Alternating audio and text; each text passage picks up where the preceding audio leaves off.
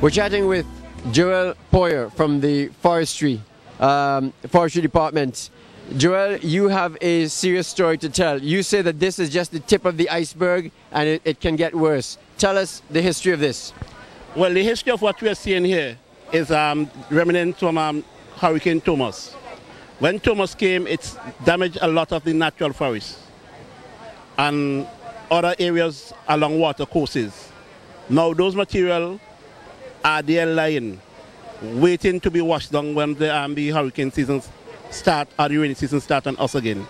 We from the Forestry Department has been calling out to the various other agencies, BRACSA, and telling them that we need to clean the water courses, because we could have recalled some years back what happened with a similar situation where you had a small storm pass through earlier, and then when the rainy season started, the same situation happened where they brought down all the debris that was upstream and washed out the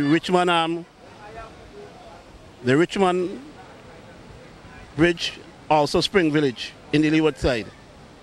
Now, the amount of debris that is in the interior, in the water courses, both on the windward and the leeward side, if we don't clear those materials, when the rain starts, a lot of other bridges gonna be washed out with the material that need to come down, because the material is that heavy, and with the water pushing to the back of it, it will act as a rammer and will move out a lot of the basic infrastructures. So you say this could have been avoided if the other agencies had listened to forestry? Well, not totally avoided, because they need the resources, right? But you need to pay urgent attention to it.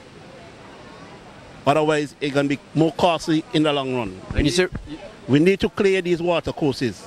Just as how it is important to clear the farmlands, to get the farmers back on the land, the water courses is even as much more important, because as you can see the devastation that has been caused by not doing that. And look at the amount of material that you hear.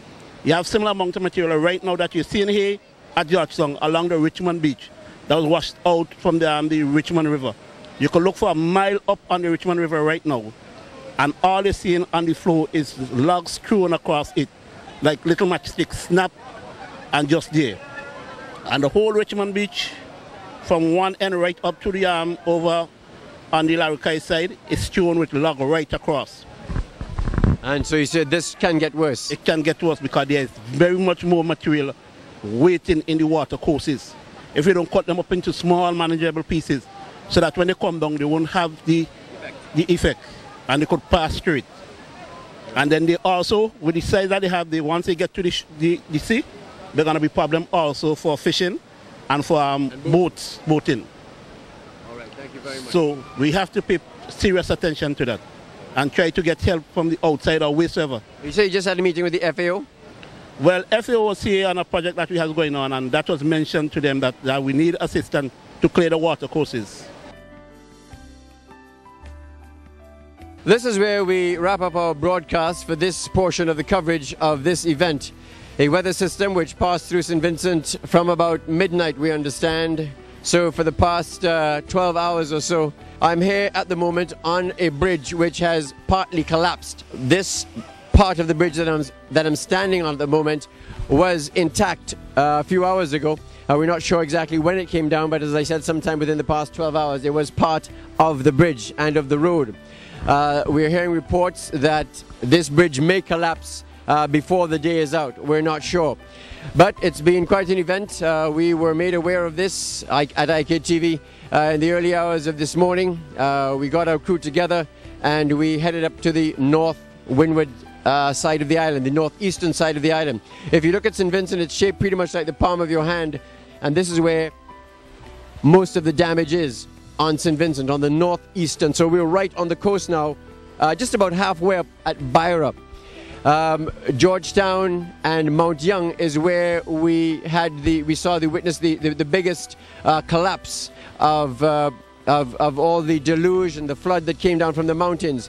What has happened, of course, is that these are the remnants of Thomas, which struck just about five and a half months ago. Snapped all the trees in the mountains and stayed there. And now with the heavy rains, the very heavy rains, torrential downpour over the past 12 hours, from midnight to about 6, that was enough to bring down all those broken trees. And we saw images of it, which you can see as well now. on the coastline of St. Vincent. A surreal, unreal sight as we see logs floating on the waves. You can't see the wave, but you can see the logs, hundreds and hundreds of logs floating on the waves. This bridge is also threatening to we're told that it may sink before the evening is out. We do not know. But we brought you the coverage on IKTV on the windward side. So that's where we'll wrap it up here on IKTV for covering this event that has happened, a weather system that seemed to have taken us largely by surprise. Reporting to you from Beira as we make our way back to our studios.